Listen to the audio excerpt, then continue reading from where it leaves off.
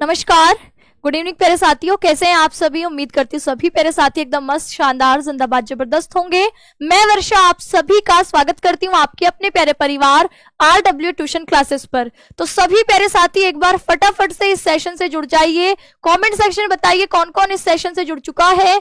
आज की इस क्लास में पत्र लेखन, जो कि बोर्ड एग्जाम के लिए एक बहुत महत्वपूर्ण टॉपिक है, चाहे आप 10th में है, 11th में है, 12th में है, आप राजस्थान बोर्ड के हैं, MP बोर्ड के, यूपी बोर्ड के, किसी भी बोर्ड के हैं, हर बोर्ड में आपके पत्र लेखन पूछा ही जाता है। तो आज हम पत्र लेखन को ही समझने वाले हैं और आज की क्लास के बाद आपको पत्र लेखन से कोई डाउट नहीं रह जाएगा, ये मेरा आपसे वादा है।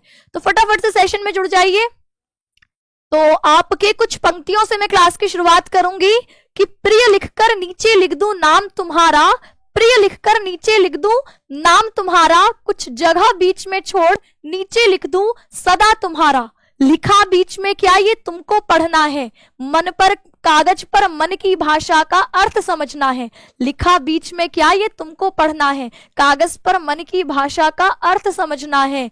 झुके नयन मौन अधर कोरा कागज, अर्थ सभी का प्यार, है ना। तो इन आपके ये जो पत्र आप लिखते हैं, ये कैसा पत्र होगा? अनौपचारिक पत्र, जिसमें कुछ नहीं लिखा गया। ऊपर लिखा है प्रिय और नीचे लिख दिया सदैव तुम्हारा, बीच में सारी जगह खाली छोड़ दी। अब खुद ही वो अर्थ समझना है। अब ऐसा पत्र आप एग्जाम में लिख करके आएंगे तो नंबर तो मिलने के नहीं, है ना। यहाँ तो आपको जो एग्जामिनर है वो नंबर कुछ देगा नहीं। तो ऐसा पत्र एग्जाम में मत लिख करके आना कि एग्जामिनर से बोलो कि लिखा बीच में क्या, ये तुमको पढ़ना है ना, कागज पर मन की भाषा का अर्थ समझना है। तो ये आप एग्जामिनर को नहीं समझा सकते। एग्जामिनर के लिए हमें बीच में उसमें जो भी विषय दिया है वो लिखना होगा। तो उसी विषय वस्तु पर हम आज बात करेंगे। देखिए, अगर हम पत्र लेखन की बात करेंगे तो पत्र लेखन हमारे दो तरीके के होते हैं। एक होता है औपचारिक पत्र, एक होता है अनौपचारिक पत्र। ठीक है, अनौपचारिक पत्र वही जिससे जो आप समझ रहे हैं। अनौपचारिक हम किसी को भी लिख सकते हैं। मुझे अपने दोस्त को लिखना है, मुझे अपनी सहेली को लिखना है, मुझे अपने सहेला को लिखना है, ठीक है, अपने माता पिता को लिखना है, अपने चाची ताऊ को लिखना है, बड़े भाई को लिखना है, छोटी बहन को लिखना है। तो ये सारे रिश्तेदारों को लिखे जाने वाले, मित्रों को लिखे जाने, सगे संबंधियों को लिखे जाने वाले पत्र प्यारे साथी अनौपचारिक पत्र होते हैं। और वही वे पत्र जो आप अपने टीचर्स यानी जैसे प्रधानाचार्य को लिख रहे हैं, आप किसी ऑफिस, किसी कार्यालय के किसी बड़े अधिकारी को पत्र लिख रहे हैं, आप किसी अखबार के संपादक को पत्र लिख रहे हैं, ठीक है, आप किसी बैंक के मैनेजर को पत्र लिख रहे हैं। ये सारे पत्र प्यारे साथी औपचारिक पत्र हो जाते हैं। तो पत्र आपके दो तरीके के हो गए। अनौपचारिक पत्र वो हैं जो हम अपने मित्र, रिश्तेदार, सगे संबंधियों को लिखते हैं। और औपचारिक पत्र वे होते हैं जो पत्र आपके किसी कार्यालय के अधिकारी को, किसी बैंक के मैनेजर को, किसी अखबार के संपादक को, किसी विद्यालय के प्रधानाचार्य को जो पत्र लिखा जाए वो औपचारिक है। दोनों में अंतर क्या है? जो अनौपचारिक पत्र होते हैं इसमें हमारी भावनाएं हम खुलकर व्यक्त कर पाते हैं। एक तरीके की आत्मीयता, एक अपनापन झलकता है। जैसे मैंने प्रिय लिखकर नीचे लिख दूं नाम तुम्हारा, कुछ जगह बीच में छोड़ नीचे लिख दूं सदा तुम्हारा, है ना। लिखा बीच में क्या, ये तुमको पढ़ना है। अब ये आत्मीयता से भरा हुआ, भावनाओं से भरा हुआ पत्र है। ये पत्र हम केवल अपने मित्र, सगे संबंधी, रिश्तेदारों को लिख सकते हैं। हम किसी अधिकारी को, किसी प्रधानाचार्य को, किसी अखबार के संपादक को इस तरीके का पत्र नहीं लिख सकते। तो ऐसे पत्र की भाषा कहां पर होती है? अनौपचारिक पत्रों में। इसकी भाषा बड़ी सरल होती है, आत्मीयता से भरी होती है, भावनाओं से भरी होती है, एक अपनापन इस भाषा में रहता है। और वही औपचारिक पत्र क्या होंगे? औपचारिक पत्र एक निश्चित संरचना, एक निश्चित पैटर्न को फॉलो करते हैं और इसके साथ ही इसकी भाषा औपचारिक होती है। आप ये नहीं बोलोगे और माँ साहब कैसे हो, है ना, बढ़िया हालचाल, मौसम वगैरह कैसा चल रहा है। ये पत्र आप किसी प्रधानाचार्य को या अधिकारी को या अखबार के संपादक, किसी औपचारिक व्यक्ति को आप ऐसे भाषा में पत्र नहीं लिख सकते। तो औपचारिक पत्रों की भाषा निश्चित और आपकी शिष्टाचार पूर्ण होती है, औपचारिक भाषा होती है। ठीक है, समझ में आ गया। सबसे पहले अनौपचारिक पत्र कैसे लिखे जाएं, ठीक है। तुमको अपने दोस्त को पत्र लिखना है तो वो पत्र तुम कैसे लिखो इसकी बात करेंगे, फिर औपचारिक पत्रों पर भी आएंगे। यूपी बोर्ड में पत्र लेखन से 6 नंबर का सवाल बनता है, ठीक है। कितने नंबर का सवाल बनता है? 6 नंबर का। तो चलिए फिर शुरू करते हैं। अनौपचारिक पत्र अगर आप देखेंगे तो अनौपचारिक वे पत्र होते हैं जब हम अपने परिवार, अपने रिश्तेदार या मित्र को पत्र लिख रहे हैं। इसमें औपचारिकता नहीं होती और भाषा बड़ी सरल, आत्मीय भावनाओं से भरी हुई, अपनेपन से भरी हुई होती है। ठीक है, ये आपके कौन से पत्र हो गए? अनौपचारिक पत्र। इसको लिखने का पैटर्न क्या फॉलो करते हैं? तो सबसे पहले आप यहाँ पर आपकी जो है अपना स्थान और तारीख डाल देते हैं। ठीक है, क्या लिखते हैं? स्थान और तारीख। स्थान वो जहां से पत्र लिखा जा रहा है। जैसे मैं इस वक्त ग्रेटर नोएडा में हूं तो मैं यहाँ लिखूंगी भैया ग्रेटर नोएडा और आज की तारीख डाल दूंगी, जो भी तारीख है। अब ये नहीं कि यहाँ 27 दिसंबर 2024 लिखा है, तो कुछ हमारे साथी, कुछ हमारे महान बच्चे ऐसे भी होते हैं जो सेम यही लिख करके आएंगे 27 दिसंबर 2024, है ना। तो इतनी होशियारी मत दिखाना, ठीक, थोड़ा सा आपके स्मार्ट बनना और यहाँ पर जो तारीख को आप पत्र लिख रहे हो वही यहाँ पर तारीख लिखना। संबोधन, जब अनौपचारिक पत्र होंगे तो आप ये लिखने के बाद जो प्राप्त करता है उसको संबोधित करोगे कि प्रिय भाई, प्रिय बहन, प्रिय दोस्त। ठीक है, प्रिय आपके अगर माता पिता को लिख रहे हो तो प्रिय माँ, प्रिय पिताजी, प्रिय भाई, इस तरीके की भाषा से आप उनको संबोधित करते हो, है ना। उनको संबोधित क्या करते हो कि प्रिय मित्र, प्रिय माँ, प्रिय भाई, जिसको भी आप लिख रहे हो। ठीक है, हाँ हाँ, उनको भी, जिनको आप लिखना चाह रहे हो वो भी लिख सकते हो। ठीक, तो ये अनौपचारिक पत्र हैं। फिर आप मुख्य भाग पर आते हो जहां सबसे पहले आप हालचाल पूछते हो। ठीक है, तो आप यहाँ पर हालचाल पूछते हो, जिस उद्देश्य से आपने ये पत्र लिखना शुरू किया है वो आप विस्तार से बताते हो और अंत में शुभकामना और आशा व्यक्त करते हो कि उनका पत्र भी जल्दी ही आपको मिलेगा। समापन में आप लिखते हो तुम्हारा मित्र, तुम्हारा भाई, तुम्हारी बेटी, जो भी आप यहाँ पर लिखना चाहते हो, अपना नाम और यहाँ पर सिग्नेचर करके आपका पत्र होता है खत्म। तो ये होगा अनौपचारिक पत्र का पैटर्न। अनौपचारिक पत्र कैसा हो सकता है? जैसे मैं अपने प्रिय मित्र को पत्र लिख रही हूं परीक्षा के परिणाम के बारे में कि भैया परीक्षा का परिणाम घोषित हो चुका है और मैं क्लास में सबसे फर्स्ट आई हूं, टॉपर बनी हूं। इसकी खुशी जाहिर करने के लिए अपने मित्र को पत्र लिख सकती हूं। इसके अलावा प्रिय माता पिता को आप पत्र लिख सकते हैं परीक्षाओं में सफलता और अपने अनुभव को बताते हुए। भाई को पत्र लिख सकते हैं, एक छोटा भाई है, हॉस्टल में रहता है, वो परीक्षा आ रही है, उसकी बोर्ड एग्जाम, वो बहुत तनाव में है, टेंशन में है, तो उसको कुछ सुझाव लिखते हुए आप पत्र लिख सकते हैं।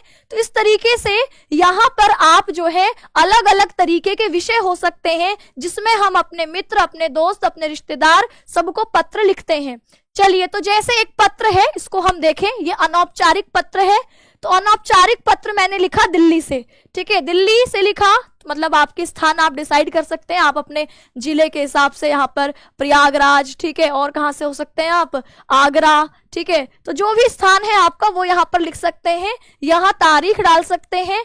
फिर लिखते हैं आगे, प्रिय मित्र, नमस्ते, मुझे उम्मीद है तुम स्वस्थ और खुशहाल रहोगे। तो पहला आपका हालचाल मैंने पूछ लिया। इस पत्र के माध्यम से मैं तुम्हें 12वीं कक्षा की बोर्ड परीक्षा के बारे में बताना चाहता हूं। परीक्षा की तैयारी के दौरान मुझे बहुत कठिनाइयां आई, लेकिन अंत में मैंने पूरी मेहनत करी। तो तुम भी कह सकते हो कि भैया परीक्षा की तैयारी में कई बार ऐसा होता है कि हम लोग पढ़ने तो बैठे हैं, पढ़े जा रहे हैं, लेकिन पीछे का भूलते जा रहे हैं। तो बहुत सारी चुनौतियां आती हैं। रोज रोज 5 क्लास ले पाना कई भी संभव नहीं होता, घर के काम भी होते हैं, कई बार इंटरनेट खत्म हो जाता है, कई बार हमारे टीचर इतने जो है पढ़ाने वाले हैं कि 12-12 घंटे पढ़ा देते हैं। तो ये सब कठिनाइयां ही है। तो आप अपने दोस्त को बताओ कि भैया परीक्षा की तैयारी के दौरान मुझे बहुत सारी कठिनाइयां आई, लेकिन मैंने अंततः पूरी मेहनत करी। मैंने सभी विषयों के लिए नियमित अध्ययन किया, खासकर गणित और अंग्रेजी में थोड़ा ज्यादा मेहनत करनी पड़ी। गणित का प्रश्न पत्र थोड़ा कठिन था, पर मुझे यकीन है कि मैंने उसमें भी अच्छे अंक प्राप्त किए। इसके अलावा विज्ञान में मुझे अच्छे अंक मिलने की उम्मीद है, क्योंकि मैं हर दिन थोड़ा समय निकालकर पढ़ाई करता था। तुम्हें याद है हम दोनों ने पिछले साल परीक्षा के बारे में चर्चा की थी। तुमने कहा था कभी कभी परिणाम अपेक्षा से भी बेहतर होते हैं। मुझे लगता है कि यह सच साबित हुआ है। आशा है तुम्हारा परिणाम भी अच्छा रहेगा। कृपया जल्दी मुझे अपने परिणाम के बारे में बताओ। तुम्हारा मित्र। यहाँ पर आप वर्षा, जो भी आपका नाम है वो लिख सकते हैं। इसमें आप अपने हिसाब से लिख सकते हैं। इसमें कोई ये नहीं है कि मैंने जैसा लिखवाया वैसा ही लिखोगे, आप अपने अकॉर्डिंग क्या करोगे, यहाँ पर पत्र लिखोगे। ठीक है, आप ये बता सकते हो कि मैंने जो है, मैं प्रिय मित्र, मैं अपने बोर्ड एग्जाम की तैयारी RWA से कर रहा हूँ, टॉपर्स 2026 बैच का मैं स्टूडेंट हूँ और वहां सभी टीचर्स बहुत अच्छा पढ़ा रहे हैं, जिसमें मैं सभी विषयों की क्लास आपके शाम 3 बजे से लेता हूँ और शाम 8 बजे मेरी क्लास खत्म होती है। उसके बाद मैं अपने नोट्स भी बनाता हूँ, उसको रिवीजन भी करता हूँ। मित्र, तुम्हें यह सुझाव है कि तुम भी RWA से टॉपर्स 2026 बैच लो और बहुत बेहतरीन तैयारी इस बार बोर्ड एग्जाम की करो और इस प्रकार हम दोनों ही टॉपर्स की लिस्ट में इस बार आएंगे। तुम अपना जवाब मुझे जल्दी ही भेजना और आपके जो है तुम्हारा मित्र और नीचे नाम लिख दो, है ना, लिख सकते हो ये पत्र भी। तो ये सब आपके अनौपचारिक पत्र होते हैं जिसकी भाषा आपके अपने हिसाब से, अपना विषय आपका होता है। ठीक है, और कुछ, जैसे हम माता पिता को पत्र लिखें तो हमने स्थान और डेट तो डाली, प्रिय माता पिता, है ना, प्रणाम, नमस्ते, जो भी आप कहते हैं, आशा है आप दोनों स्वस्थ और खुशहाल होंगे। इस पत्र के माध्यम से मैं आपको यह बताना चाहता हूं कि मेरी 12वीं कक्षा की बोर्ड परीक्षा समाप्त हो चुकी है। इस परीक्षा की तैयारी में मुझे बहुत कठिनाइयां आई, लेकिन मैं जानता था कि आपका आशीर्वाद मेरे साथ है, जिससे मुझे हर मुश्किल का सामना करने में मदद मिली। परीक्षा में हिंदी, गणित और भौतिकी के प्रश्न पत्र थोड़े कठिन थे, खास तौर में गणित में मुझे कुछ समय लग गया, लेकिन मैंने पूरी कोशिश करी। भौतिकी में मेरे लिए विश्लेषणात्मक प्रश्न, आप कह सकते हो यहाँ पर न्यूमेरिकल्स, मुझे मुश्किल लगे थे, चुनौतीपूर्ण लगे थे, लेकिन रोहित सर की सुबह की जो क्लास थी उससे देखकर मैंने सारे न्यूमेरिकल्स का क्या कर दिया, तो आपके एरोप्लेन बना दिया, कबूतर बना के उड़ा दिया, है ना। तो इस तरीके से लिख सकते हो आप। अभी मैं परिणाम का इंतजार कर रहा हूं, मुझे उम्मीद है मुझे अच्छे अंक मिलेंगे। मुझे पूरा विश्वास है कि आप दोनों के आशीर्वाद से मैं परीक्षा में सफलता प्राप्त करूंगा। कृपया अपनी शुभकामनाएं भेजें। तो ये आप यहाँ पर लिख सकते हैं, जो भी आपका अपना अनुभव है। ठीक है, इसमें ऐसा नहीं कि आपको एक पेज में खत्म करना है। भैया मैं अपने दोस्त को पत्र लिख रही हूँ, अपने मम्मी पापा को पत्र लिख रही हूँ, अपनी चाची को पत्र लिख रही हूँ, बुआ को पत्र लिख रही हूँ, तो ये पत्र कितना बड़ा होगा ये मेरी भावनाओं पर डिपेंड करता है कि मैं उनको कितना बताना चाहती हूँ। लेकिन अब एग्जाम में आप भावनाओं में मत बह जाना कि पूरी पेपर में जो है 30 शीट, पता चले कि 30 कागज आपने 30 पेज जो है पूरी राम कहानी लिखने में ही लगा दी है। वहां भावनाओं में नहीं बहना है, वहां तो आपको लिमिट का ध्यान रखना है कि 5-6 नंबर के हिसाब से हमें कितना लिखना है। लेकिन वैसे मैं बता रही हूँ कि अनौपचारिक पत्र में कोई नियम नहीं होता कि भैया 10 लाइनों में खत्म करना है कि 15 लाइनों में खत्म करना है ना, तो वो आपके अपने हिसाब से आप जितना मर्जी विस्तार दे सकते हो। ठीक है, चलिए, तो ये तो था प्यारे साथी अनौपचारिक पत्र। कुछ और है जिसको आप और पढ़ सकते हो। अब मैं सीधे औपचारिक पत्र की तरफ आना चाहूंगी। ठीक है, औपचारिक पत्र पर आती हूं मैं, क्योंकि ये आपके यूपी बोर्ड में औपचारिक पत्र सबसे ज्यादा पूछे जाते हैं। अच्छा ठीक है, चलिए, तो अभी औपचारिक पत्र से मुझे ध्यान आ रहा है कि औपचारिक पत्र में एक बच्चे ने पत्र लिखा। उस पत्र में उसने क्या लिखा कि माँ साहब ऐसा है कि हमको 2 दिन से चढ़ रहा है बुखार और नाक बह रही है सो अलग, तो हमारा तुमसे पैर लग करके एक निवेदन है कि हमको 2-4 दिन की तुम छुट्टी दे दो तो बड़ा बढ़िया होगा, है ना, और कौन सा हमार ना आने से तुम्हारा स्कूल बंद हो जाए, तो छुट्टी देने की कृपा करें। और नीचे जो है तुम्हारा आज्ञाकारी शिष्य, ऐसे लिख करके भेज दिया। अब तुम भी औपचारिक भाषा में ऐसी भाषा लिखोगे कि हमारे 2 दिन से चढ़ रही है बुखार, है ना, नाक बह रही है सो अलग, तो तुमसे पाँव लग के एक निवेदन है कि हमको 2-4 दिन की छुट्टी दे देते तो बहुत बढ़िया हो जाता, है ना, तो हमारे नाम से कौन सा तुम्हारे स्कूल में कुछ फर्क पड़ जाए। ऐसा नहीं लिखना। अब ये हमारी भाषा अनौपचारिक में चल जाएगी, औपचारिक में बिल्कुल नहीं चलेगी, है ना। तुम्हारा मास्टर घर में पहुंच जाए, ठीक है, कि ये कौन सा बच्चा है भैया, ये क्या पत्र लिखा है इसने कि नाक बह रही है, कि बुखार चढ़ रहा है, ठीक, तो ये औपचारिक भाषा बिल्कुल नहीं है। यह कैसी भाषा है, अनौपचारिक भाषा है।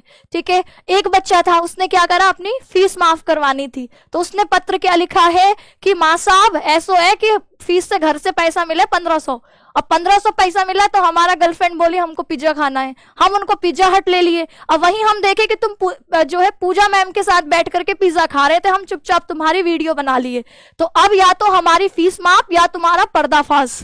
आपका जो है आज्ञाकारी छात्र, धमकी सहित पत्र, और नीचे नाम लिखा है पप्पू चोर और कक्षा 4। अब ये पत्र भी बिल्कुल भी नहीं चलेगा औपचारिक में, ठीक है, ऐसा पत्र भी आप औपचारिक में नहीं लिख सकते। औपचारिक में हमारी भाषा शिष्टाचार भरी हो, धमकी सहित दे रहे हो मास्टर को, ऐसी भाषा नहीं होनी चाहिए, ठीक है। तो हमारे औपचारिक पत्र ऐसे होंगे जिसमें भाषा शिष्टाचार से भरी होगी, ठीक है, उसमें एक सम्मान झलकेगा, और भाषा भी ऐसा नहीं कि 4 पेज का पत्र तुमने प्रिंसिपल को लिख दिया, बहुत निश्चित शब्दों में, कम से कम शब्दों में, सरल भाषा में अपनी बात सामने वाले तक हमें औपचारिक पत्रों में पहुंचानी होती है। तो ये एक प्रकार का ऐसा पत्र होता है जो सरकारी कार्यालय, स्कूल, कॉलेज, संस्थान, व्यावसायिक या किसी औपचारिक उद्देश्य के लिए लिखा जाता है। औपचारिक पत्र लिखने का पैटर्न देखें तो आप कहोगे इसमें सबसे पहले वही पत्र लिखे जाने का स्थान सबसे ऊपर लिखा जाता है, और तारीख, जैसे मैं दिल्ली से लिख रही हूं तो दिल्ली, और तारीख यहाँ पर 27 दिसंबर 2024। ये तारीख कोई लिख करके आया एग्जाम में तो पिटाई खाएगा, ठीक है, जिस दिन पेपर आपके पत्र लिख रहे हो उसी दिन की तारीख आएगी यहाँ पर। फिर प्राप्तकर्ता का नाम, प्राप्तकर्ता कौन, रिसीवर, रिसीवर जैसे मैं प्रधानाचार्य को लिख रही हूं तो मैं लिखूंगी प्रधानाचार्य जी, मैं बैंक के मैनेजर को लिख रही हूं प्रबंधक महोदय, ठीक है, मैं अखबार के संपादक को लिख रही हूं संपादक महोदय।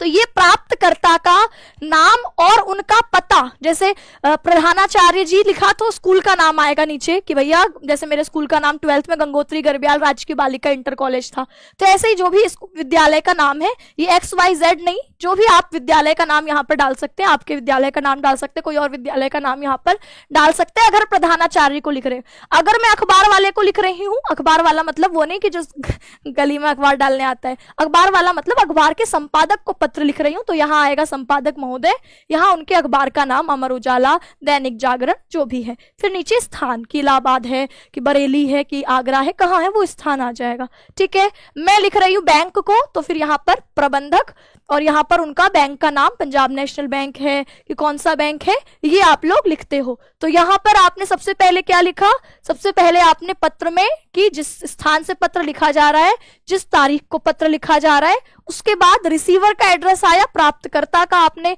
विवरण दिया कि प्राप्तकर्ता का नाम क्या है, प्रधानाचार्य है, वो संपादक है, वो अधिकारी है, जो भी है XYZ, वो लिखा। फिर इसके बाद आप वहां पर एड्रेस डालते हो कि भैया ये विद्यालय का है, या ये बैंक है, या ये कार्यालय है, जो भी होगा ये लिखोगे और स्थान लिख दोगे, ठीक। फिर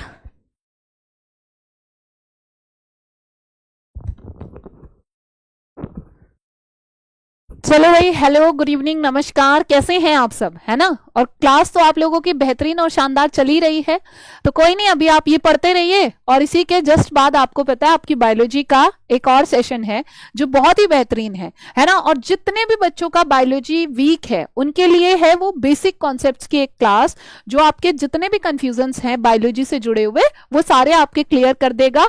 तो 5 बजे हम वहां पर मिलेंगे, ठीक है बच्चों। और हिंदी की क्लास को जब तक पढ़ते रहो, क्योंकि पेपर में तो बच्चे तुम्हें पता ही है परसेंटेज तभी अच्छी आएगी जब आप सारे सब्जेक्ट्स को अच्छे से करोगे। और लाइक और शेयर रुकने नहीं चाहिए, ठीक है। लाइक देखो कितने कम है, ठीक। चलो भाई, चलिए, तो आप लोगों को 5 बजे बायोलॉजी की क्लास लेनी है, ठीक है। चलिए, तो हमारे पास आधा घंटा है, फटाफट पत्रों को निपटाते हैं। पत्र लेखन हमारा टॉपिक चल रहा है, तो पत्र लेखन में हमने कहा कि सबसे पहले अगर हमारे पत्र कैसे हैं प्यारे साथी, औपचारिक पत्र हैं, तो औपचारिक पत्र में आप क्या करते हैं कि कौन से स्थान से पत्र लिखा जा रहा है, कौन सी तारीख को पत्र लिखा जा रहा है। फिर प्राप्तकर्ता का नाम, वो प्रधानाचार्य है, प्रबंधक है, या आपके कोई अधिकारी हैं, जो भी है वो XYZ वो लिखते हो। यहाँ अखबार होगा तो अखबार का नाम, बैंक होगा तो बैंक का नाम, ठीक है, विद्यालय होगा तो विद्यालय का नाम, और स्थान आ जाएगा, ठीक। समय कम है तो थोड़ा सा मैं स्पीड से दे रही हूँ, बातें नहीं कर रही, सिर्फ यहाँ पर काम पर फोकस करते हैं। फिर आता है विषय, बहुत जरूरी है, ये पैटर्न आपको बहुत जरूरी है, ये आपका। उसके बाद विषय, विषय कई बच्चे छोड़ देते हैं, विषय लिखना है। विषय हो सकता है कि मैं ऋण प्राप्ति हेतु पत्र लिख रही हूं, मैं आपके नौकरी के आवेदन हेतु पत्र लिख रही हूँ। विषय हो सकता है मोहल्ले में सफाई हेतु पत्र लिख रही हूँ, सड़कों की मरम्मत हेतु पत्र लिख रही हूँ, मेरे इलाके में मेरे मोहल्ले में बिजली कटौती होती है तो उसके हेतु पत्र लिख रही हूँ। तो ये विषय कि आप किस विषय पे, क्योंकि जो पढ़ने वाला है प्यारे साथी कई बार पूरा पत्र नहीं पढ़ेगा, वो एक लाइन में ये समझना चाहेगा कि ये पत्र जो मुझे भेजा गया इसका विषय क्या है, एक बार सरसरी निगाह से ये देखना चाहेगा। तो हमारे उसमें यहाँ विषय बहुत जरूरी होता है। जब भी हम किसी अधिकारी को, किसी बैंक के मैनेजर को कहीं पर भी ऐसे औपचारिक पत्र लिखते हैं तो हम एक लाइन में विषय डालते हैं ताकि पढ़ने वाला तुरंत विषय को देखकर समझ जाए कि पत्र लिखा किस लिए गया है। तो यहाँ पत्र का मुख्य उद्देश्य या विषय स्पष्ट लिखा जाता है ताकि प्राप्तकर्ता जो रिसीवर है, जो मेरे पत्र को प्राप्त करेगा, उसको उद्देश्य समझ में आ सके। जैसे अगर ये उदाहरण क्या है इसका, जैसे 12वीं कक्षा के परीक्षा परिणाम के बारे में जानकारी प्राप्त करने हेतु कि हमारा रिजल्ट कब तक आएगा ये जानकारी मुझे चाहिए, तो ये मैंने आपके पत्र लिख दिया। तो ये विषय आपको एक लाइन में जरूर बताना है। फिर आप संबोधन करते हो। संबोधन में भी प्रिय अध्यापिका या प्रिय अध्यापक या प्रिय प्रधानाचार्य नहीं, प्रिय शब्द इस्तेमाल अनौपचारिक में होता है। औपचारिक में आप यहाँ पर रिस्पेक्टफुल तरीके से, सम्मानजनक तरीके से महोदय, आदरणीय महोदय, महोदय पुरुष को बोलते हैं, महोदया स्त्री को बोलते हैं। तो अगर आपको पता है कि भैया सामने अगर आपके प्रधानाचार्य एक पुरुष है तो आप आदरणीय महोदय, अगर स्त्री है तो आदरणीय महोदया, इस तरीके से आप यहाँ पर संबोधन करते हैं, आदर पूर्वक, सम्मान पूर्वक। ठीक है, फिर आपका आ जाता है मुख्य विषय, जहां पर आप लिखते हैं कि भैया सविनय निवेदन इस प्रकार है, जो XYZ आएगा वो ये पत्र का मुख्य हिस्सा। अगर पत्र 6 नंबर का है तो मान के चलिए 3 नंबर आपके फॉर्मेट फॉलो करने के हैं। मान लीजिए मुझे बीच में कुछ नहीं पता है ना, बीच में मैं पूरा खाली छोड़ के आई हूं, लेकिन मैंने शुरुआत और एंड बिल्कुल परफेक्ट तरीके से करा जैसा पत्र में होना चाहिए, तब भी आपको 2 नंबर मिल जाएंगे। लेकिन आपने सब कुछ बढ़िया लिखा है लेकिन शुरुआत और एंड में गड़बड़ कर दी तो 2 नंबर कट भी जाएंगे। तो इसीलिए पत्र लिखने में पैटर्न और विषय वस्तु दोनों ही बहुत जरूरी है। तो पैटर्न में फिर मुख्य हिस्सा आता है जिसमें आप अपना संदेश या उद्देश्य लिखते हैं। इसको भी 3 भागों में, जैसे शुरुआत में मैं सविनय निवेदन ये है कि मेरा नाम ये है, मैं इस कक्षा की छात्रा हूं, मेरी ये समस्या है, इस तरीके से आप यहाँ पर पहले अपने पत्र का उद्देश्य बताइए, फिर मुख्य विषय को थोड़ा विस्तार देते हैं, फिर अंत में कि अतः आपसे विनम्र निवेदन है कि आप मेरी समस्या का जल्दी से जल्दी समाधान करें, और ऐसा समाधान आप करेंगे तो आपकी अति कृपा होगी। ये आपने निष्कर्ष वाली लाइन में लिख देना होता है। जैसे एग्जाम्पल क्या होगा, मुख्य विषय जैसे मैंने लिखा कि मैं कक्षा 12 की छात्र हूं और XYZ विद्यालय, मान लो गंगोत्री गरब्याल राजकीय बालिका इंटर कॉलेज है ना, इसकी छात्र हूं, आपके विद्यालय से परीक्षा परिणाम प्राप्त करने हेतु आवेदन करती हूं, या लड़का है तो करता हूं। मेरी 12वीं कक्षा की परीक्षा 10 मार्च 2024 को समाप्त हुई थी और अभी तक मुझे परिणाम प्राप्त नहीं हुआ है। तो फिर इस तरीके से कृपया मुझे शीघ्रता से ये अंत में निष्कर्ष वाली लाइन में मुझे शीघ्रता से परीक्षा परिणाम के बारे में जानकारी दे ताकि मैं आगामी योजनाओं के अनुसार कार्रवाई कर सकूं।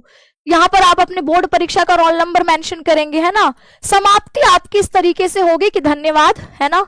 तो ये आप लोगों का पत्र होता है और अंत में आप यहाँ पर अपने बारे में बताते हैं कि मेरा नाम सतीश कुमार है, ये कक्षा 12 और मैं विज्ञान विभाग का छात्र हूँ, विज्ञान के हैं, कला के हैं, या आपके जो है कॉमर्स के हैं, वो आप यहाँ पर डालते हैं।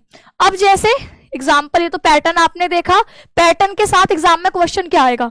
एग्जाम में आ गया कि आप कक्षा 12 के छात्र हैं और आपने अपनी परीक्षा मार्च 2024 में दी थी, लेकिन आपको अभी तक परीक्षा का परिणाम प्राप्त नहीं हुआ है। अतः आप अपने विद्यालय के प्रधानाचार्य से परीक्षा परिणाम के बारे में जानकारी प्राप्त करने के लिए आवेदन पत्र लिख रहे हैं। तो ये आपका क्या है, एक पत्र के लिए सवाल आ गया। तो अब आप इसको कैसे लिखेंगे, वही सबसे पहले हम स्थान और तारीख डालते हैं। कई सारे पत्रों में आपको ये नहीं भी दिखता है, वैसे अगर ये नहीं भी दिखे तो कोई बहुत दिक्कत वाली बात नहीं है, ठीक है, कई जगह ये नहीं भी दिखता है, लेकिन हाँ लिख देंगे तो बहुत अच्छी बात है। फिर हम यहाँ पर जिसको पत्र लिख रहे हैं प्राप्तकर्ता, तो ये परीक्षा परिणाम जानना है तो प्रधानाचार्य को पत्र लिखा हमने, प्रधानाचार्य।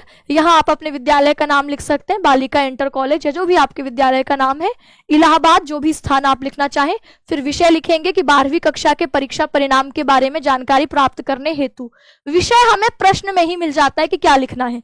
और फिर यहाँ पर आदरणीय महोदय, मैं लिखूंगी यही कि मैं कक्षा 12 की छात्र हूं और आपके विद्यालय से परीक्षा परिणाम प्राप्त करने हेतु आवेदन करती हूं। मेरी 12वीं कक्षा का मेरी 12वीं की कक्षा जो है 10 मार्च 2024 को समाप्त हुई थी। अभी तक मुझे परिणाम प्राप्त नहीं हुआ है। कृपया मुझे शीघ्रता से मेरे परिणाम के बारे में जानकारी दे ताकि मैं आगामी योजनाओं के अनुसार कार्रवाई कर सकूं। धन्यवाद। नाम और यहाँ पर अपना क्लास जो भी है ये आप लोग डाल देते हैं। अब हमारे पेपर में यूपी बोर्ड में 3 तरीके के पत्र आते हैं। एक आता है ऋण प्राप्ति करने के लिए पत्र, ऋण प्राप्ति हेतु पत्र, एक आता है नौकरी हेतु पत्र और एक होता है शिकायती पत्र। ये 3 तरीके के पत्र मैं आपको कराऊंगी। इसी पैटर्न में आपको 2-2 पत्र और एक्स्ट्रा दूंगी कि सेम पैटर्न पर एक ही विषय पर कैसे पत्र लिखा जाए, तो फिर वो उसकी प्रैक्टिस आप लोगों को कर लेनी है। ठीक है, तो मैं पहले तो 3 तरीके के पत्र, सबसे पहला शिकायती पत्र, दूसरा ऋण प्राप्ति हेतु पत्र, तीसरा आपके कौन सा होगा, तो ऋण प्राप्ति हो गया, शिकायती पत्र हो गया, तीसरा नौकरी हेतु आवेदन। ये 3 तरीके के पत्र कराऊंगी। इन 3 पत्रों को करवाने के बाद 2-2 और एक्स्ट्रा इनके साथ जोड़े हुए जिसमें क्वेश्चन चेंज हो गया है और वही विषय वही है, तो उसकी प्रैक्टिस भी आप लोगों को हो जाएगी। तो पत्र लिखने का तरीका बहुत महत्वपूर्ण है, कंटेंट बीच का तो आप लिख ही ले जाएंगे। ठीक है, देखो जैसे है कि आप XYZ बैंक के एक सम्मानित ग्राहक हैं और आप अपने परिवार का पालन पोषण करने के लिए एक परचून की दुकान खोलना चाहते हैं। इसके लिए आपको 50,000 रुपए का ऋण चाहिए। ऋण मतलब होता है लोन चाहिए। बैंक प्रबंधक को एक आवेदन पत्र लिखिए। इस प्रश्न को देखकर आप समझ जाएंगे कि आपसे पूछा क्या गया। सबसे पहली बात, ये बैंक प्रबंधक को लिखना है, एक औपचारिक पत्र है। इस पत्र लिखने का उद्देश्य क्या है, विषय क्या है, ऋण प्राप्ति है तो आवेदन पत्र। लिखना किसको है ये भी क्वेश्चन बताएगा कि बैंक के प्रबंधक को लिखना है। तो अब हम इसी पैटर्न को आगे बढ़ाते हैं। जैसे मैंने स्थान और डेट लिख दी, फिर मैं प्राप्तकर्ता का नाम लिखूंगी प्रबंधक। प्रबंधक महोदय भी लिख सकते हैं, वो आपकी इच्छा है। प्रबंधक, बैंक का नाम लिख दूंगी कि कौन सा बैंक है, पंजाब नेशनल बैंक है कि आपके कैनरा बैंक है कि आपके जो है स्टेट बैंक है, जो भी आप लिखो, और यहाँ स्थान लिख दिया। विषय आप लिखते हो, अच्छा ये नहीं भी दिए होंगे तो आप अपने आप से बना के लिख दोगे इसमें, है ना, ये नहीं कि हम कौन सा लिखें, ये नहीं, अपने हिसाब से कुछ भी यहाँ डाल देना। विषय लिख दोगे एक लाइन में कि परचून की दुकान खोलने हेतु ऋण प्राप्त करने हेतु पत्र। तो ये शुरुआत का पैटर्न और विषय लिखा।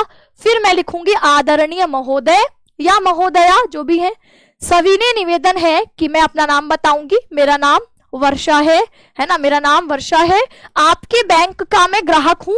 मैं लिखूंगी आपके बैंक की मैं ग्राहक हूं। तो ये थोड़ा सा ध्यान रखें कि कौन लिख रहा है। मैं अपने परिवार का पालन पोषण करने के लिए एक परचून की दुकान खोलना चाहती हूं। इसके लिए मुझे 50,000 का ऋण चाहिए। मैंने पहले भी परचून की दुकान में काम किया है, इसीलिए मुझे इस व्यापार का अनुभव भी है। दुकान खोलने के लिए मुझे किराया, सामान खरीदने और अन्य खर्चों के लिए पैसों की जरूरत है। मेरी एक नौकरी है और मेरी आय नियमित है, इसीलिए मैं इस ऋण को मासिक किश्तों में चुका सकता हूं। मैंने अपने पहचान पत्र, आय प्रमाण पत्र और व्यवसाय योजना जैसे जरूरी दस्तावेज बैंक में जमा कर दिए हैं। कृपया मेरे ऋण आवेदन पर विचार करें और मुझे शीघ्रता से ऋण स्वीकृत करने की कृपा करें ताकि मैं अपने व्यापार की शुरुआत कर सकूं। मैं इस व्यापार को सफल बनाने के लिए पूरी मेहनत और ईमानदारी से काम करूंगा। आपकी सहायता के लिए मैं आपका आभारी रहूंगा। कृपया मेरे आवेदन पर विचार करें। धन्यवाद। कुछ साथियों को यह पत्र बड़ा भी लग सकता है, मुश्किल भी लग सकता है, तो फिर आपको क्या करना है, हमको 2-4 लाइन घटा देनी है या हमको अपनी भाषा में लिख देना है। अपनी भाषा का मतलब ये नहीं कि भैया जो है मुझे पैसों की जरूरत है, ठीक है, तो मेरे को पैसों की जरूरत क्यों है, तो मुझे एक आईफोन लेना है और आईफोन घर वाले दिला नहीं रहे हैं, पर आईफोन तो लेना ही है तो आपको ऋण देना पड़ेगा। ऐसे नहीं, ऐसे भाषा नहीं लगनी। अपनी भाषा का मतलब होता है कि थोड़ा सरल शब्दों को अपने तरीके से आप यहाँ तोड़ मरोड़ सकते हैं। ठीक, जैसे लिखेंगे कि सविनय निवेदन, पता चला है कि आज ही जो है आपके पड़ोस में जहां जहां आप रहते हो वहां जो बैंक है सबके पास एक पत्र पहुंच रहा है कि कृपया हमें आईफोन के लिए ऋण प्रदान हेतु जो है पत्र लिख रहे हैं हम, तो हमें ऋण प्रदान करें क्योंकि हम एक आईफोन लेना चाहते हैं। तो ऐसा नहीं होना चाहिए। ठीक है, फिर मेरे पास कॉल आ रहे हैं RWA में कि भैया जो है ये क्या कर दिया तुमने, क्या सिखा दिया इनको, है ना, ये तो पत्र पे पत्र भेजे जा रहे हैं। ठीक, तो ऐसा नहीं, थोड़ा सा इस बात का ध्यान रखना है कि हमें पेपर में क्या दिया है। जैसे पेपर में दिया है कि आपको परचून की दुकान ही खोलनी है, ठीक है, परचून की दुकान खोलने हेतु ऋण मांग रहे हैं आप, तो आप इसी तरीके से अपनी भूमिका बनाएंगे कि भैया आप ऐसे भी कह सकते हो कि भाई मेरा नाम ये है, मैं आपके बैंक का एक खाता धारक हूँ या बैंक का ग्राहक हूँ, और आप कह सकते हैं कि मैं एक किसान हूँ, लेकिन अभी मैं एक परचून की दुकान अपने गांव में खोलना चाहता हूँ क्योंकि आसपास में कोई परचून की दुकान भी नहीं है। तो ये एक अच्छा अवसर है जिससे कि मैं अपनी आय का स्रोत सुनिश्चित कर सकूंगा। तो मैं इसको अपने हिसाब से तोड़ मरोड़ सकती हूँ, ठीक है। तो लेकिन परचून खोलनी परचून की दुकान ही है, क्योंकि सवाल में दे दिया है कि आपको परचून की दुकान ही खोलनी है। अब यहाँ आप नहीं कि मैं एक जो है वीडियो गेमिंग की दुकान खोलूंगा, कि मैं आपके कुछ और खोलूंगा, नहीं। अगर एग्जाम में दे रखा है कि आपको परचून की ही दुकान खोलनी है तो फिर आपको खोलनी पड़ेगी यही दुकान, ठीक है। बस इसके लिए भूमिका अलग अलग तरीके से बनाई जा सकती है। आप ये लिख सकते हो कि मैं आपके बैंक का एक खाता धारक हूँ, हाल आपके कुछ दिन पहले मेरे पिताजी की नौकरी चली गई है, जिस कारण घर की जिम्मेदारी का भार मुझ पर आ गया है, और मैं अपनी इस जिम्मेदारी को पूरा करने के लिए मेरे आसपास एक परचून की दुकान नहीं है। तो ये एक मेरे पास अच्छा अवसर है कि मैं एक दुकान खोलकर अपनी एक आय, जो एक नियमित आय है, उसका स्रोत निश्चित कर सकूं। अतः फिर अपना पूरा प्लान बना करके कि मैं जो भी आवश्यक दस्तावेज है, अब बैंक भी ऐसे ही ऋण नहीं दे देता कि किसी का भी पत्र आ गया तो लो भैया ले लो, है ना, सभी पहुंच जाएंगे। तो आपके जो भी आवश्यक दस्तावेज हो सकते हैं, जैसे पहचान पत्र, अगर आपकी कोई आय का स्रोत है तो वो आय प्रमाण पत्र आप लगाते हो। आपने जो अपना बिजनेस प्लान बनाए हैं, इसकी योजना आप उनके साथ संलग्न करते हो, साझा करते हो, तब जाकर ये सारे जरूरी दस्तावेज आप इस पत्र के साथ लगाओगे, तब जाकर के आपको ऋण मिलेगा, ठीक है। तो अब यहां से दिमाग की खुरापाती तुम्हारी बंद हो गई होगी कि हम भी आज एक पत्र लिखते हैं, है ना। तो इस तरीके से सारे आवश्यक दस्तावेजों को संलग्न करने के बाद आप यहां लिख सकते हैं कि आपकी सहायता के लिए मैं आपका आभारी रहूंगा, कृपया मेरे आवेदन पर विचार करें, धन्यवाद। और ये आपका ग्राहक नाम लिख देंगे, अपना संपर्क, जैसे अपने घर का पता हो सकता है, ठीक है। यहाँ पर आप बोर्ड के एग्जाम में क ख ग भी लिख सकते हैं, अपना नाम ना लिखकर सीधे लिख दीजिए आपका ग्राहक, क ख ग, कुछ यहाँ पर पता लिख सकते हैं, ठीक। तो ये ऋण प्राप्ति हेतु पत्र है। दूसरा पत्र हमारा क्या होता है?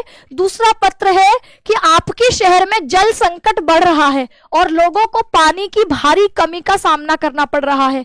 नगर निगम की आपूर्ति भी घटा दी गई है और लोग निजी टैंकरों का सहारा लेने को मजबूर हैं। इस समस्या की ओर प्रशासन का ध्यान आकर्षित करने के लिए समाचार पत्र के संपादक को पत्र लिखिए। तो अब ये आपके नगर निगम को पत्र नहीं लिखना है। कई बार लिखता है कि नगर निगम के अधिकारी को आपको पत्र लिखना है ताकि आपके मोहल्ले की समस्या का समाधान हो सके, लेकिन यहाँ ये नहीं कहा। यहाँ कहा है कि आपको समाचार पत्र के संपादक को लिखना है। तो मुझे यहीं से अपना पैटर्न समझ में आ गया कि मैंने एड्रेस और डेट डाल के यही लिख देना है कि संपादक। तो प्राप्तकर्ता का नाम डाल दिया, समाचार अमर उजाला, दैनिक जागरण, हिंदुस्तान टाइम्स, जो भी है वो लिखोगे। स्थान लिखोगे, विषय में लिखूंगी कि अब विषय भी मुझे यहीं से मिल जाएगा कि भैया शहर में जल संकट की जो आपकी शहर में जल संकट की और आपकी जो ये टैंकरों की समस्या है, इसके समाधान हेतु प्रशासन को पत्र या आपके इस पर ध्यान आकर्षित करने हेतु पत्र, कि जल संकट पर और जो आपकी टैंकरों की समस्या है इस पर ध्यान आकर्षित करने हेतु पत्र आपने लिखना है। एक लाइन में हमने कोई विषय सुझा देना है। फिर आदरणीय महोदय, सविनय निवेदन है कि मैं आपके प्रतिष्ठित समाचार पत्र के माध्यम से हमारे शहर में बढ़ते जल संकट की ओर ध्यान आकर्षित करना चाहता हूं। आप अपने मोहल्ले का नाम भी लिख सकते हैं कि सविनय निवेदन है कि मैं इस मोहल्ले का एक नागरिक हूं, है ना, एक जिम्मेदार नागरिक हूं, और मैं आपके उस प्रतिष्ठित अखबार के माध्यम से आपका ध्यान अपने मोहल्ले की ओर आकर्षित करना चाहता हूं। पिछले कुछ महीनों से हमारे शहर में जल की भारी कमी हो गई है। नगर निगम की ओर से पानी की सप्लाई घटा दी गई है। कई इलाकों में लोग पानी भरने के लिए घंटों लाइन में खड़े रहते हैं। कुछ लोग तो मजबूरी में निजी टैंकरों से पानी खरीद रहे हैं। इसके अलावा जल स्रोतों का गलत उपयोग और नदियों का प्रदूषण भी संकट को और बढ़ा रहा है। अगर जल्द कदम नहीं उठाए गए तो आने वाले समय में स्वास्थ्य संबंधी समस्या बढ़ सकती है। अब ये गैर जरूरी भी है। आप चाहे तो इसको लिखे, चाहे तो ना लिखे। मैं ना भी लिखूंगी तब भी चल जाएगा। आप इतनी बात लिखे कि भैया नगर निगम ने पानी की आपूर्ति घटा दी है और इसके कारण लोगों को कई घंटे आपके जो है नल के सामने खड़े होकर पानी भरना पड़ता है। कई बार पानी के लिए बहुत दूर दूर जाना पड़ता है। इस कारण लोगों को चुनौती का सामना करना पड़ रहा है। अतः हमारे शहर में जल संरक्षण की कोई ठोस योजना नहीं है और सरकार इस दिशा में आवश्यक कदम उठाने में असमर्थ दिखाई दे रही है, क्योंकि हमने नगर निगम को बहुत आपके जो है शिकायती पत्र लिख रहे हैं पर कोई समाधान उनकी तरफ से नहीं हुआ है। इसीलिए आप कहेंगे कि मैं आपसे निवेदन करता हूं कि इस गंभीर समस्या को अपने अखबार में प्रमुखता से प्रकाशित करें ताकि जन जागरूकता, लोगों को जागरूक जागरूक किया जा सके और प्रशासन को इस मुद्दे पर त्वरित कार्रवाई करने के लिए प्रेरित किया जा सके, है ना। तो ये आप इस तरीके से अपनी भाषा में इसको ढाल करके, जो आसान लगे, कोई लाइन मुश्किल लगे तो काट पीट करके इस पत्र को तैयार कर सकते हैं। धन्यवाद आपका पाठक। क ख ग संपर्क विवरण, जैसे आप अपना पता, अपना नाम यहाँ पर जो है डाल देते हैं। तो हमने देखा कि अगर हम शिकायती पत्र लिखते हैं तो किस तरीके से अपनी समस्या को समझाते हैं। फिर है कि आपने हिंदी में एमए किया है और अब आपको कक्षा 6 से 12 तक हिंदी पढ़ाने का अच्छा अनुभव भी है। आप किसी विद्यालय में हिंदी शिक्षक के पद के लिए आवेदन करना चाहते हैं। इसके लिए विद्यालय के प्राचार्य को, प्रिंसिपल को एक पत्र लिखना है। समझ में आ गया? विषय क्या है कि आपको जो है शिक्षक पद हेतु आवेदन पत्र लिखना है। किसको लिखना है? विद्यालय के प्राचार्य को लिखना है। तो विषय भी समझ में आ गया, किसको लिखना है ये भी समझ में आ गया। अब मैं अपनी बात शुरू करूंगी। जैसे ये तो आप आएंगे ही कि लखनऊ, जो भी डेट है वो लिख देंगे, फिर लिखेंगे प्राचार्य, फिर विद्यालय का नाम जो भी होगा वो लिखेंगे लखनऊ, फिर विषय आ जाएगा कि हिंदी शिक्षक पद हेतु आवेदन पत्र, फिर वही आदरणीय महोदय या महोदया लिख करके सविनय निवेदन है कि मेरा नाम ये है, मतलब मेरा नाम जो भी है वो लिखोगे आप यहाँ पर। आपके विद्यालय में हिंदी शिक्षक के पद के लिए मैं आवेदन प्रस्तुत कर रहा हूँ। अपनी शैक्षिक योग्यता, मेरी शैक्षिक योग्यता निम्नलिखित है। अब शैक्षिक योग्यता में आपने हाई स्कूल कब किया, है ना, तो आप यहाँ पर लिखो कि भैया मैंने जो है हाई स्कूल कब किया। विद्यालय का नाम जैसे मैं लिख सकती हूँ, मैंने हाई स्कूल जो है वह सीबीएसई बोर्ड से किया। और यहाँ पर वर्ष कौन से वर्ष में किया, तो मैंने किया 2015 में। कौन सी श्रेणी में किया? प्रथम श्रेणी में किया। इंटरमीडिएट मैंने करा उत्तराखंड बोर्ड से। कब किया? 2017 में किया। किस में किया? प्रथम श्रेणी में किया। फिर मैंने बीए करा, तो मैं लिखूंगी बीए कहां से करा? दिल्ली विश्वविद्यालय से करा। कब करा? 2020 में करा। कौन सी श्रेणी में किया? प्रथम श्रेणी में किया। फिर मैं लिखूंगी परास्नातक या एमए मैंने कौन से विश्वविद्यालय से किया? दिल्ली विश्वविद्यालय से किया। कब किया? 2022 में किया। कौन सी श्रेणी में किया? प्रथम श्रेणी में किया। फिर मैंने किया बीएड मैंने कहां से किया? कुरुक्षेत्र विश्वविद्यालय से किया। कब किया? कौन से वर्ष में किया? 2024 में किया।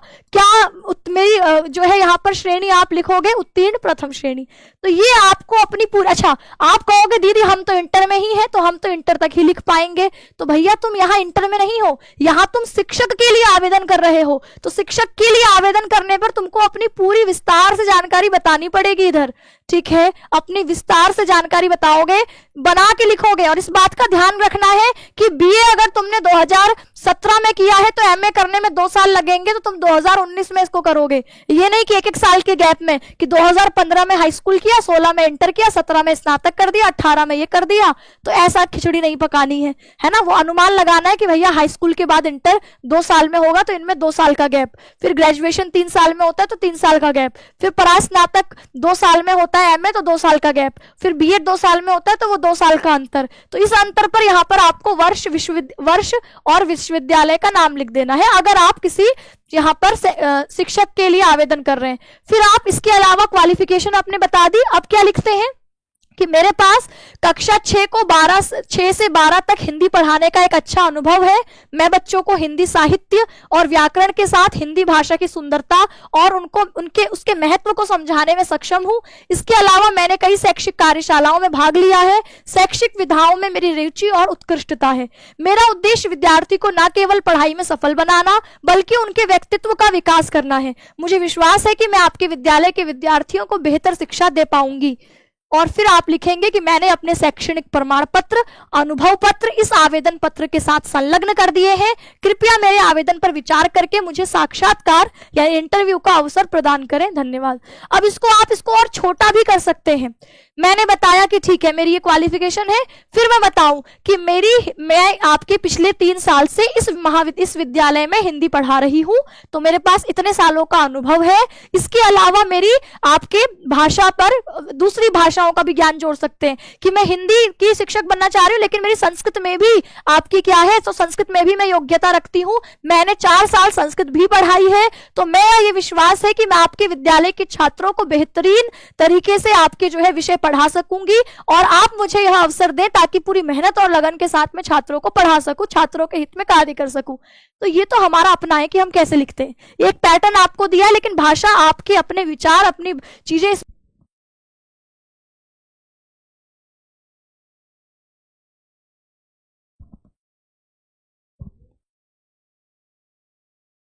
ठीक है, चलिए, तो बीच में थोड़ा सा इंटरनेट का इशू हुआ है, वापस हमारी क्लास कनेक्ट हो रही है। उम्मीद करती हूँ आप लोगों को मेरी आवाज, वीडियो, ऑडियो सब क्लियर होगी।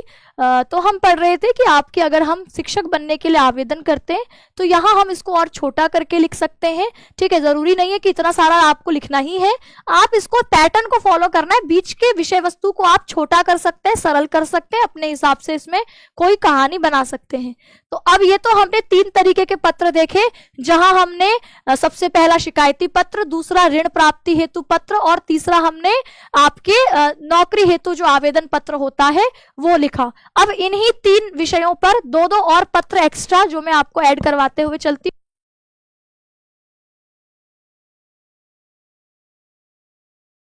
अब यहाँ पर देखेंगे सड़कों में गड्ढों के लिए, ये भी एक शिकायती पत्र है, इसकी भी वैसी उसी पैटर्न में लिखूंगी। जैसे लखनऊ, आपके तारीख मैंने लिख दी। अच्छा, यहाँ पर सड़क का जो काम होता है वो कौन करता है? कार्यकारी अभियंता, अभियंता कहते हैं इंजीनियर को, है ना। तो जो भी यहाँ पर आपके आप नगर पालिका भी लिख सकते हैं, है ना, लोक निर्माण विभाग, जो भी होगा वो आपको एग्जाम में दिया जाएगा। बाकी अगर नहीं दिया हो तो आप अपने हिसाब से यहाँ पर संबंधित कार्यालय या नगर निगम पालिका इस तरीके से लिख देंगे, तब भी नंबर पूरे मिलेंगे। लखनऊ विषय, जैसे सड़कों पर गड्ढों की मरम्मत हेतु पत्र लिखना है। आदरणीय महोदय, सविनय निवेदन है कि मैं लखनऊ के महानगर क्षेत्र का निवासी हूं। हमारे इलाके की मुख्य सड़क पर लंबे समय से गहरे गड्ढे पड़े हुए हैं। बरसात के दिनों में इन गड्ढों में पानी भर जाता है और आए दिन दुर्घटनाएं हो रही हैं। पैदल चलने वाले, विशेषकर छात्र और बुजुर्ग, सबसे अधिक परेशान हैं। मोटर वाहन चालकों को भी बार बार दुर्घटना का शिकार होना पड़ता है। अतः आपसे विनम्र अनुरोध है कि शीघ्र ही सड़क की मरम्मत करके लोगों को सुरक्षित आवागमन की सुविधा प्रदान करें। धन्यवाद। वही पैटर्न चल रहा है, पैटर्न्स बहुत इंपॉर्टेंट है। फिर शिकायती पत्र एक और देखेंगे, बिजली कटौती संबंधित शिकायत, मैं वही लिखूंगी, शुरुआत में हमने लिख दिया जो भी डेट में आप पत्र लिख रहे हैं, जो भी स्थान है। फिर अधिशासी अभियंता, यहाँ पर विद्युत विभाग, बिजली विभाग को लिखा जा रहा है। साफ सफाई के लिख रहा है तो नगर पालिका, सड़क का काम है तो लोक निर्माण विभाग। तो ये आपके मुख्य होते हैं। लखनऊ, बार बार बिजली कटने की शिकायत हेतु पत्र। आदरणीय महोदय, सविनय निवेदन है कि मैं लखनऊ के इंदिरा नगर क्षेत्र का निवासी हूं। हमारे क्षेत्र में पिछले कई दिनों से बार बार बिजली कट रही है, कभी दिन में तो कभी रात में। घंटों तक बिजली नहीं रहती, जिससे विद्यार्थियों की पढ़ाई और आम लोगों का जीवन अस्त व्यस्त हो गया है। गर्मी के मौसम में यह समस्या और गंभीर हो जाती है। कई बार स्थानीय कार्यालय में शिकायत करने के बावजूद कोई समाधान नहीं हुआ है। अतः आपसे निवेदन है, कृपया इस समस्या पर त्वरित ध्यान देकर हमारे क्षेत्र में नियमित और निर्बाध बिजली आपूर्ति सुनिश्चित कराएं। धन्यवाद। और ये आपने पैटर्न फॉलो किया। सेम इस तरीके से आपको यही समस्या बतानी होती है। अब कृषि कार्य हेतु ऋण, तो ये आपने शिकायत संबंधित 3 तरह के पत्र देख लिए। ऋण हेतु पत्र में भी वही सेम पैटर्न, वाराणसी जो भी आपकी तारीख है।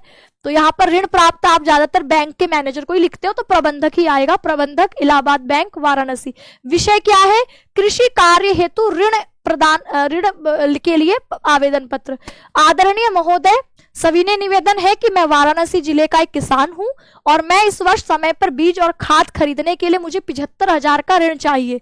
मेरे पास कृषि योग्य भूमि है जिसकी खतौनी की प्राप्ति और आधार कार्ड की छाया प्रति इस आवेदन पत्र के साथ संलग्न कर रहा हूं। मैं ऋण की पूरी कीमत समय पर चुकाने का वचन देता हूं। कृपया मेरे आवेदन पर विचार करके मेरे ऋण को स्वीकृत करने की कृपा करें। धन्यवाद। आपका आज्ञाकारी। नाम, स्थान, पता आप लिख देते हैं। ऐसे ही ऋण हमें एजुकेशन लोन की जरूरत पड़ सकती है, शिक्षा ऋण, तो उसमें भी हम वही लिखेंगे, डेट और हमने स्थान लिखा। फिर बैंक के ऋण के लिए हमेशा प्रबंधक को लिखा जाता है, बैंक का नाम लिखा जाता है, स्थान लिखा जाता है। विषय लिखेंगे उच्च शिक्षा के लिए ऋण हेतु आवेदन पत्र। यहाँ पर आदरणीय महोदय, सविनय निवेदन है कि मैं XYZ विश्वविद्यालय, जो भी विश्वविद्यालय से आप एडमिशन लेने वाले हैं, मैं स्नातकोत्तर कक्षा में प्रवेश ले चुका हूं। मेरी पारिवारिक आर्थिक स्थिति कमजोर होने के कारण मैं अपनी पढ़ाई का खर्च वहन नहीं कर पा रहा हूं। अतः आपसे अनुरोध करता हूं कि मुझे 1,50,000 का शिक्षा ऋण प्रदान किया जाए। मैंने प्रवेश पत्र, फीस संरचना और आय प्रमाण पत्र संलग्न कर दिए हैं। मैं आश्वासन देता हूं कि पढ़ाई पूरी करने के बाद ऋण समय पर चुका दूंगा। आपकी सहायता के लिए मैं आपका सदैव आभारी रहूंगा। धन्यवाद। और ये आपने लिख दिया। तो इस तरीके से आपके ऋण हेतु जो पत्र आप लिख रहे हैं, ये भी हमने 3 तरीके का देखा कि किसान ऋण ले रहा है, एजुकेशन लोन ले रहा है, परचून की दुकान खोलने के लिए ऋण ले रहा है। ऐसे ही आवेदन पत्र है तो शिक्षक के लिए आवेदन देखा था, ऐसे क्लर्क बनना है आपको, लिपिक के पद पर आवेदन है तो वही स्थान और डेट डाल के प्रबंधक एबीसी प्राइवेट लिमिटेड, यहाँ पर क्या होगा प्राइवेट लिमिटेड भी आप डाल सकते हैं, वाराणसी। विषय क्या है, क्लर्क हेतु आवेदन पत्र है।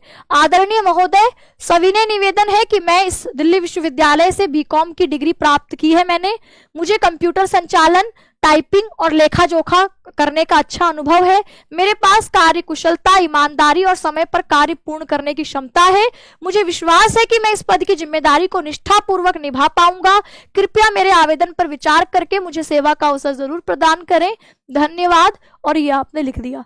औपचारिक पत्र छोटे से छोटा लिखा जाए तो पढ़ने वाले के लिए आसान होगा।